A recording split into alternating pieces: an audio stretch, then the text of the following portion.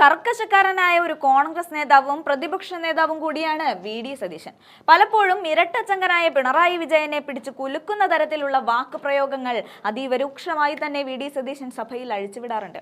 എന്തിനു പറയുന്നു, രാഹുൽ മാങ്കൂട്ടം വിഷയത്തിൽ പോലും സതീശന്റെ നിലപാട് 24 മണിക്കൂർ കൊണ്ട് എടുക്കുകയും ആ നിലപാടിൽ നിന്ന് യാതൊരു മാറ്റവുമില്ലാതെ തുടരുകയുമാണ് ചെയ്തത്.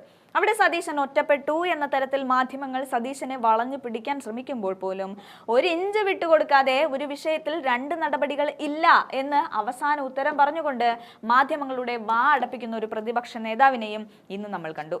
അതിനൊക്കെ പിന്നാലെ മന്ത്രി കടകംപള്ളിയോട് ഏത് കോടീശ്വരനാണ് താങ്കൾ ആ സ്വർണ്ണപ്പാളി വിറ്റത് എന്ന് വി.ഡി. സതീശൻ ചോദിച്ചതിനെ പറ്റി പറയുന്നുണ്ട്. എന്നാൽ പിന്നീട് 2 കോടിയുടെ മാനനഷ്ടത്തിനുള്ള കേസ് കൊടുക്കുകയായിരുന്നു ഉത്തരം മുട്ടിയ കടകംപള്ളി. എന്നാൽ ഞാനൊരു വക്കീലാണ്, 2 കോടിയുടെ മാനനഷ്ടത്തെ പാർട്ടി മന്ത്രി തന്നെ പേടിപ്പിക്കേണ്ട എന്ന് സതീശൻ പറഞ്ഞതോടെ തോറ്റു പിന്മാറിയ ഒരു കടകംപള്ളിയെയും കാണാൻ പറ്റി എന്ന് ഇന്ന് ഒരു പൊതുവേദിയിൽ സതീശൻ ഇന്ന് തുറന്നടിക്കുന്നുണ്ട്. ആ രംഗങ്ങൾ നമുക്കൊന്ന് കണ്ടു നോക്കാം. എന്താണ് ഈ സംഭവം എന്ന് പറഞ്ഞത്? ഏതോ ഒരു പോറ്റി ചെയ്താണ് അല്ലേ? അപ്പൊ നമ്മളെന്താ പറഞ്ഞത്? ഇത് ഏതോ ഒരു പോറ്റി മാത്രമല്ല ഇത് ചെയ്തത്. ഇതിന്റെ പുറകിൽ ഒരു ഗൂഢാലോചനയുണ്ട്. ആ ഗൂഢാലോചനയിൽ CPM നേതാക്കൾ പങ്കാളികളാണെന്ന് പറഞ്ഞു. ദേവസ്വം ബോർഡ് പ്രസിഡന്റുമാർ പങ്കാളികളാണെന്ന് പ്രതിപക്ഷം പറഞ്ഞു. ഇപ്പോ പിണറായി വിജയന്റെ ഇടതും വലതും നിൽക്കുന്ന ഏറ്റവും പ്രിയപ്പെട്ടവരായ 2 മുൻ ദേവസ്വം ബോർഡ് പ്രസിഡന്റുമാർ ജയിലിലാണ്. വെറുതെ മോഷണ കുറ്റത്തിനല്ല, അയ്യപ്പന്റെ സ്വർണം മോഷ്ടിച്ചതിന്റെ കുറ്റത്തിന് ജയിലിൽ കിടക്കുകയാണ്. ഈ കേരളം മുഴുവൻ അമ്പലത്തിൽ നിൽക്കുക. എന്താണ്? അയ്യപ്പന്റെ സ്വർണം മോഷ്ടിച്ചതിന്റെ പേരിൽ ജയിലിൽ പോയവർക്കെതിരായി ഒരു നടപടിയില്ല. CPM MP ഒരു നടപടിയില്ല. എല്ലാവരും അമ്പലത്തിൽ. എന്താ കാര്യം? നടപടിയെടുത്താൽ ഇപ്പൊ ജയിലിൽ കിടക്കുന്ന ആളുകൾ ബാക്കി പുറത്തു നിൽക്കുന്നവർക്കെതിരായി മൊഴി കൊടുക്കാൻ പേടിച്ചതാണ് നടപടിയെടുക്കാത്തത്. എന്തൊരു തൊലിക്കട്ടിയാണ്! അയ്യപ്പന്റെ സ്വർണം മോഷ്ടിച്ചതിന് ജയിലിൽ പോയവർക്കെതിരായി നടപടിയെടുക്കാൻ പോലും ചെറുവിരൽ അനക്കാത്തവരായി CPM നേതൃത്വം മാറിയിരിക്കുന്നു. ഞാൻ ഒരു കാര്യം പറയാം, ജയിലിലേക്കുള്ള ഘോഷയാത്ര തുടങ്ങിയിട്ടേയുള്ളൂ. ഇനിയും കുറെ ആളുകൾ കൂടി അവിടെ വന്നു ചേരും. 2019 എന്താ കോടതി പറഞ്ഞത്? അയ്യപ്പന്റെ ദ്വാരപാലക ശില്പം ശബരിമലയിൽ നിന്ന് ചെന്നൈയിലെത്താൻ 1 മാസവും 9 ദിവസം എടുത്തു. അന്ന് ഞങ്ങളൊരു സംശയം പറഞ്ഞു, ഇതിന്റെ വ്യാജ മോഡ് ഉണ്ടാക്കാൻ വേണ്ടിയിട്ടാണ് ഇത്രയും ദിവസം കാത്തുവെച്ചത്. ഒരാഴ്ച കഴിഞ്ഞപ്പോൾ ഹൈക്കോടതി പറഞ്ഞു, ഒറിജിനൽ ദ്വാരപാലക ശില്പം ഒരു കോടീശ്വരന് വിറ്റു. കോടിക്കണക്കിന് അവിടെ പൊതിഞ്ഞ 30 കിലോ സ്വർണ്ണമല്ല, അമൂല്യമായ വിലമതിക്കാൻ പറ്റാത്ത ദ്വാരപാലക ശില്പം ഒരു കോടീശ്വരന് വിറ്റു. എന്നിട്ടൊരു വ്യാജ ചെമ്പുമായി ഇതുകൊണ്ട് ഉണ്ടാക്കി അതാണ് പൂശിക്കൊണ്ടുവന്ന് ഇപ്പുറത്ത് വന്നത്. കോടികളാണ് അരിച്ചു മാറ്റിയത്. ആ കോടികൾ അരിച്ചു മാറ്റിയവരിൽ ഉത്തരവാദികൾ ഇവരെല്ലാവരും ഉണ്ട്. ഞാനൊന്ന് അന്നൊക്കെ ദേവസ്വം മന്ത്രി കടകംപള്ളി സുരേന്ദ്രനോട് ചോദിച്ചു, ഏത് കോടീശ്വരനാണ് വിറ്റതെന്ന് അങ്ങ് പറയണമെന്ന് പറഞ്ഞു. അപ്പൊ എനിക്കെതിരായിട്ട് നോട്ടീസ് അയച്ചു, വക്കീൽ നോട്ടീസ്. 2 കോടി രൂപയുടെ മാനനഷ്ടം ഉണ്ടായിരുന്നു. 2 കോടി. അപ്പൊ ഞാനൊരു മറുപടി അയച്ചു. ഇപ്പൊ അദ്ദേഹം കോടതിയിൽ കേസ് കൊടുത്തേക്കാണ്. പക്ഷെ 2 കോടി രൂപയുടെ മാല ഇപ്പൊ 10 ലക്ഷം രൂപ കൊടുക്കും. കേസ് വന്നപ്പോ 10 ലക്ഷം രൂപയുടെ മാല കൊടുത്തു. നേരത്തെ 2 കോടി രൂപയുടെ മാല പോയത്. ഞാനത് കോടതിയിൽ നേരിട്ടോളാം. ഞാൻ ഒരു അഭിഭാഷകൻ കൂടിയ ഈ ഉണ്ണികൃഷ്ണൻ പോറ്റിയുമായി കടകംപള്ളി സുരേന്ദ്രൻ എന്നുള്ള മുൻ ദേവസ്വം മന്ത്രിക്ക് എന്ത് ബന്ധമാണുള്ളതെന്ന് ഞാൻ തെളിയിച്ചോളാം കോടതിയിൽ. ഇപ്പൊ ഞാൻ തെളിയിക്കേണ്ട ആവശ്യമില്ല. ഇപ്പോഴത്തെ 2 ജയിലിൽ പോയ 2 മുൻ ദേവസ്വം ബോർഡ് പ്രസിഡന്റുമാർ തന്നെ പറഞ്ഞു, പോറ്റിയെ ഞങ്ങളുടെ അടുത്തേക്ക് അയച്ചത് കടകംപള്ളി സുരേന്ദ്രനാണ്. പോറ്റിയെ അയച്ചത് പോറ്റിയുമായിട്ട് നല്ല ബന്ധമാണ്. നമ്മുടെ കയ്യിൽ തെളിവൊക്കെ ഉണ്ട്. അപ്പൊ ഇവരെല്ലാവരും ചേർന്നുള്ള ഏർപ്പാടാണ്. ഇന്നെന്താ പത്മകുമാർ കൊടുത്ത മൊഴി ഞാൻ ആരോടും ചോദിക്കാതെ ഒന്നും ചെയ്തിട്ടില്ല. ദേവസ്വം ബോർഡ് അംഗങ്ങളോടും ചോദിച്ചു, ദേവസ്വം വകുപ്പിനോടും ചോദിച്ചു. വകുപ്പിന്റെ മന്ത്രിയായിരുന്നു വന്നു.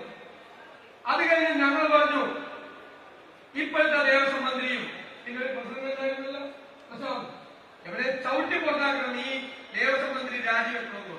അപ്പൊ ഞങ്ങളോട് എല്ലാവരോടും ചോദിച്ചു, 2019 നടന്ന കളവിൽ ഇപ്പോഴത്തെ ദേവസ്വം മന്ത്രിയും ദേവസ്വം ബോർഡ് എന്ത് കളിച്ചു? അപ്പൊ ഞങ്ങൾ പറഞ്ഞു, ഇവർക്ക് അറിയാമായിരുന്നു. ഇപ്പൊ കോടതി എന്താ പറഞ്ഞിരിക്കുന്നത്? 2019 നടന്ന ഈ വലിയ കളവിനെ കുറിച്ച് ഇപ്പൊ പോയ ദേവസ്വം ബോർഡ് അറിയാമായിരുന്നു, ദേവസ്വം മന്ത്രിക്ക് എല്ലാവർക്കും അറിയാമായിരുന്നു. സാധാരണ കള്ളന്മാരുന്നു. ഒരു വീട്ടിൽ കയറിയ ഒരു കള്ളൻ ഒരു 25 പവൻ പോലീസ് വന്നു. ആൾക്കൂട്ടം കൂടി, ആൾക്കൂട്ടത്തിന്റെ ഇടയിൽ ഉണ്ടാവും കള്ളൻ എപ്പോഴും. അവനായിരിക്കും ഭയങ്കര ടെൻഷൻ. കഷ്ടമാണ് ഈ വീട്ടിൽ കയറി കള്ളൻ മോഷ്ടിച്ചതൊക്കെ കമന്റ് പറഞ്ഞ് കൂടലി കുറെ നാളുകൾക്ക് പോലീസിന് ഒരു വാരമൊന്നും കിട്ടുന്നില്ല. കേസ് വഴി കിടക്കുക, കേസ് മുമ്പോട്ട് പോകുന്നില്ല, തെരുവില്ല. അപ്പൊ നമ്മുടെ കള്ളൻ എന്ത് ചെയ്യും? കള്ളൻ അടുത്ത വീട്ടിൽ കയറി കാക്കും. അത് തന്നെയാണ് ശബരിമലയിൽ നടന്നത്. 19 നടന്ന കളവിനെ കുറിച്ച് അവർക്കറിയാം, പുറത്താർക്കും അറിയില്ല, പുറത്താരും അറിഞ്ഞിട്ടില്ല. അപ്പൊ എന്താ ഇത് കോടികളാണ് 2019. എന്നാ പിന്നെ നമുക്ക് കോടികൾ ഉണ്ടാക്കാൻ പാടില്ലേ? അപ്പോഴാണ് പ്രസാദിന്റെ ഒരു ആഗ്രഹം, വീണ്ടും നമുക്ക് ദ്വാരപാലക ശില്പം സ്വർണം പൂശാൻ വിടണം. അപ്പൊ തിരുവാഭരണങ്ങൾ തിരുവനന്തപുരം പുറത്തേക്ക് കൊണ്ടുപോകല്ലേ. അപ്പോ അന്നത്തെ ദേവസ്വം ബോർഡ് പ്രസിഡന്റ് കൊണ്ടുപോയേ പറ്റൂ, അത് പോറ്റിക്ക് കൊടുത്തേ പറ്റൂ. പോറ്റി പോയാലല്ലേ വീണ്ടും കിട്ടുള്ളൂ. വീണ്ടും ഒരു പോലീസൊക്കെ പറ്റിക്കണം. കാരണം ഇത് വ്യാജ ജമ്പുവാലകൾ ഉണ്ടാക്കിയ സാധനം. പോലീസൊക്കെ പറ്റിക്കണം. ഇത് പുതിയതാണെന്ന് പറഞ്ഞു. ഇതല്ലേ ഇവര് പ്ലാൻ ചെയ്യുന്നത് അല്ലെ? കോടതി ഇടപെട്ടില്ലായിരുന്നെങ്കിൽ ഇവന്മാര് അയ്യപ്പന്റെ ദ്വാരപാലക ശില്പം മാത്രമല്ല, അയ്യപ്പന്റെ തങ്ക വിഗ്രഹം കൂടി അടിച്ചു മാറ്റി ഇല്ലേ? എന്തായിരുന്നു ആഗോള അയ്യപ്പ സംഗമം? ആ മുഖ്യമന്ത്രി പിണറായി വിജയന്റെ ഒരു നിപ്പ്, കപട ഭക്തി പൂർണ്ണിട്ടുള്ള ഒരു നിപ്പില്ലേ? എന്തൊരു പ്രസംഗമായിരുന്നു. നമ്മളോട് പറയാണ് അയ്യപ്പ ഭക്തരായ നമ്മളോട് പിണറായി വിജയൻ തത്വമസി. ഭയങ്കര പ്രസംഗമാണ്. ഞാനത് തമാശയായിട്ട് പറഞ്ഞു.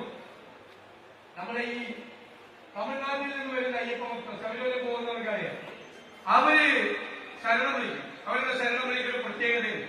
നമ്മളെക്കാൾ കൂടുതൽ ഭക്തിയാണെന്ന് എനിക്ക് തോന്നാറുണ്ട്. അവര് വിളിക്കുന്ന ഒരു ശരണം വിളി കല്ലും മുള്ളും കാലത്തും എത്താൻ വരും. അതായത് അയ്യപ്പന്റെ അനുഗ്രഹം നമ്മുടെ മനസ്സിൽ നിറയുമ്പോൾ ഈ കാനനപാതയിൽ മുഴുവനുള്ള കല്ലുകളും മുള്ളുകളും നമ്മുടെ കാലിന് മെത്തയായി മാറും. പേടിക്കണ്ട, നടന്നു പോവാം, കാല് കിന്നില്ല എന്നാണ് ആ ശരണം വിളിയുടെ അർത്ഥം. ആ ശരണം വിളി മുഖ്യമന്ത്രിക്ക് എഴുതിക്കൊണ്ടാകുന്ന കുഴപ്പമാണോ, മുഖ്യമന്ത്രി വായിച്ചതിന്റെ കുഴപ്പമാണെന്ന് എനിക്കറിയില്ല. മുഖ്യമന്ത്രി ആഗോള അയ്യപ്പ സംഗമത്തിൽ പറഞ്ഞത് കല്ലും മുള്ളും കാലിക്കുത്താണ്. അപ്പൊ ഞാൻ ചോദിച്ചു, അത് ഏത് കുത്തയാണ്? കാലിക്കുത്ത? അവരെന്നെ അത് പറഞ്ഞിട്ട് തിരുവനന്തപുരത്ത് തിരിച്ചെത്തിയില്ല. അതിനു മുമ്പേ അയ്യപ്പനെ ആക്കിയതെന്നാണ് ഞാൻ വിചാരിക്കുന്നത്. അതിനു മുമ്പേ ഹൈക്കോടതിയുടെ വിവരങ്ങളെല്ലാം പുറത്തു വന്നു. എന്റെ ഒറ്റ ചോദ്യം, ശബരിമല കോടിക്കണക്കിന് വിശ്വാസികളുള്ള ശബരിമലയിലെ അയ്യപ്പന്റെ ശ്രീകോവിലിന്റെ കഥകും കട്ടളയും ദ്വാരപാലക ശില്പവും അടിച്ചു മാറ്റാമെങ്കിൽ ഇവന്മാർ ഈ ട്രഷറിയിൽ എന്തെല്ലാം അടിച്ചു മാറ്റുക? നമ്മുടെ കാര്യങ്ങൾ അതാണ് ചോദ്യം അല്ലെ? ട്രഷറി മുഴുവൻ കാര്യമാണ്. നമ്മളെപ്പോഴും പറയുന്നത് പോലെ പൂച്ച വ്യക്തികളൊക്കെയാണ്. ആരോഗ്യ കേന്ദ്രം വെന്റിലേറ്ററിലാണെന്ന് ഒരു ദിവസം പറഞ്ഞു. സർക്കാർ ആശുപത്രിയിൽ മരുന്നില്ല. മെഡിക്കൽ കോളേജിൽ സർജറിക്ക് പോകണമെങ്കിൽ കത്തിക മേടിക്കണം, നൂല് മേടിക്കണം, സൂചി മേടിക്കണം. കഴിഞ്ഞ മാസം ആലപ്പുഴയിൽ മെഡിക്കൽ കോളേജിൽ ഒരാൾ ചെന്നപ്പോൾ പറഞ്ഞ് ഡോക്ടർമാര് പറഞ്ഞ് പഞ്ഞി കൂടി മേടിക്കണം. അതായത് പഞ്ഞി പോലും ഇല്ലാത്ത മെഡിക്കൽ കോളേജുകളായി കേരളത്തിലെ മെഡിക്കൽ കോളേജുകളെ ഇവർ അധപ്പതിപ്പിച്ചു. ഇല്ലേ? ശരിയാണോ? മെഡിക്കൽ സർവീസസ് കോർപ്പറേഷൻ കൊടുക്കാനുള്ള കോടികളാണ് കൊടുക്കാറ്. ഉമ്മൻചാണ്ടി തുടങ്ങിയ കാരുണ്യ ആരോഗ്യ പദ്ധതി CBS കുമാർ അന്ന് ആരോഗ്യമന്ത്രിയാണ്. 1800 കോടി കൊടുക്കാനിപ്പോ. പിന്നെ ഇന്ത്യയിൽ 1ാം സ്ഥാനം, കേരളത്തിൽ ഒരു 1ാം സ്ഥാനമുണ്ട്. കഴിഞ്ഞ 10 മാസമായി ഇന്ത്യയിൽ ഏറ്റവും കൂടുതൽ വിലക്കയറ്റമുള്ള 1ാമത്തെ സംസ്ഥാനം കേരളം. വിട്ടുകൊടുക്കില്ല. കേന്ദ്ര ഗവൺമെന്റിന്റെ റിപ്പോർട്ടാണ്, സ്റ്റാറ്റിസ്റ്റിക്സ് ഡിപ്പാർട്ട്മെന്റ്. വെളിച്ചെണ്ണയുടെ വില 4 ഇരട്ടിയായി, പഞ്ചസാരയുടെ വില ഇരട്ടിയായി, നിത്യോപയോഗ സാധനങ്ങളുടെ വില 150 മുതൽ 200% പച്ചക്കറിയുടെ വില ഇരട്ടിയായി. മാർക്കറ്റിൽ ഇടപെടില്ല. എന്താ? സപ്ലൈകോയ്ക്ക് കൊടുക്കാനുള്ളത് 2200 കോടി. മാവേലി സ്റ്റോറിൽ ഒരു കുന്തമില്ല. മാർക്കറ്റിൽ ഇടപെടൽ നടക്കുന്നില്ല ഒരു തരത്തിലുമില്ല. ഇനി വൈദ്യുതി ബോർഡ്, ഉമ്മൻചാണ്ടി മുഖ്യമന്ത്രിയായിരിക്കുമ്പോൾ വൈദ്യുതി ബോർഡ് ലാഭത്തിലാക്കി. കാരണം കുറച്ച് കൊണ്ടുവന്നു 1000 കോടി.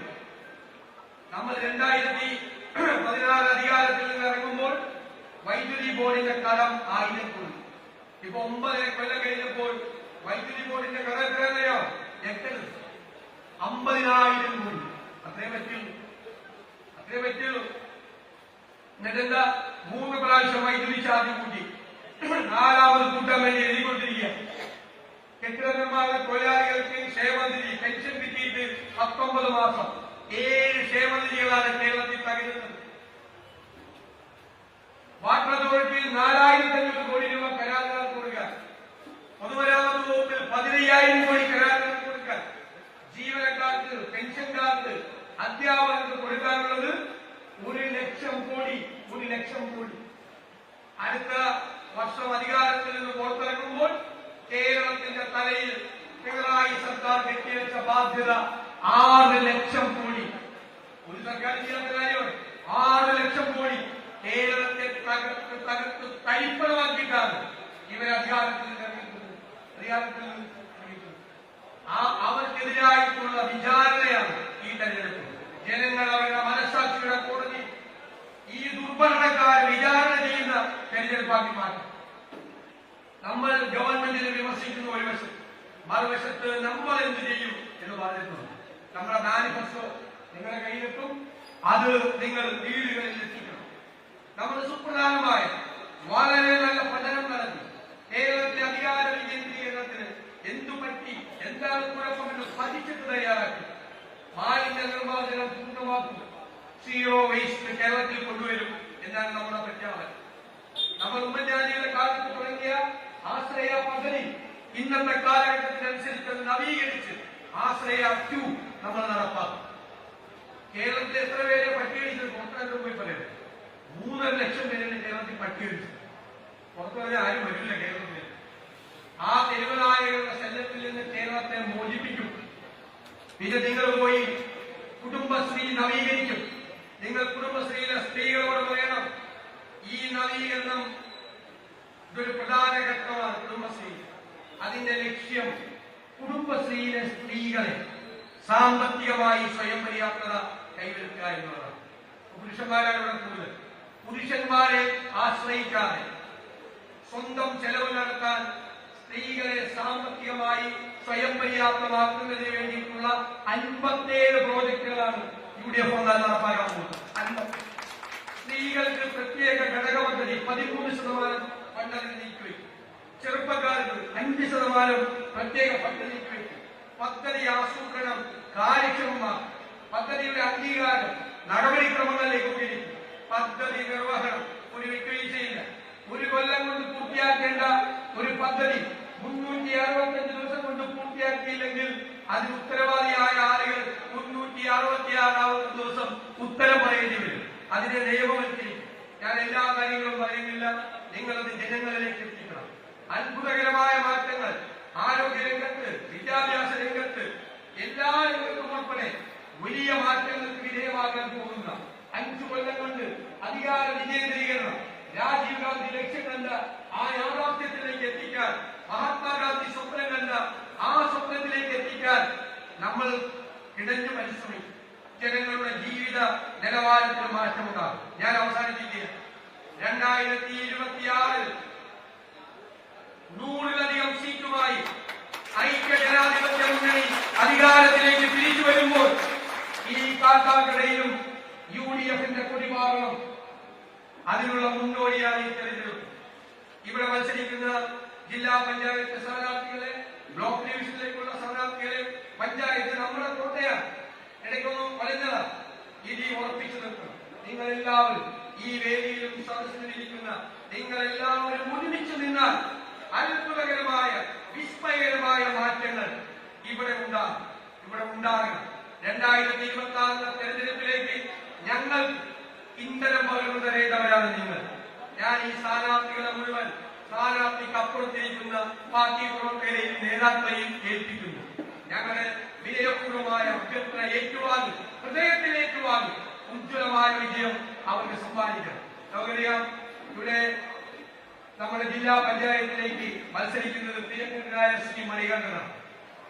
ഞാൻ തിരുവനന്തപുരത്ത് പഠിക്കാൻ വരുമ്പോൾ പരിചയപ്പെട്ട എന്റെ പ്രിയപ്പെട്ട സ്നേഹിതനാണ് മണികണ്ഠൻ. കേരള വിദ്യാർത്ഥി യൂണിയനിൽ എന്നേക്കാൾ സീനിയറായിട്ടുള്ള ആളാണ് മണികണ്ഠൻ. കുറെ ഉയരങ്ങളിലേക്ക്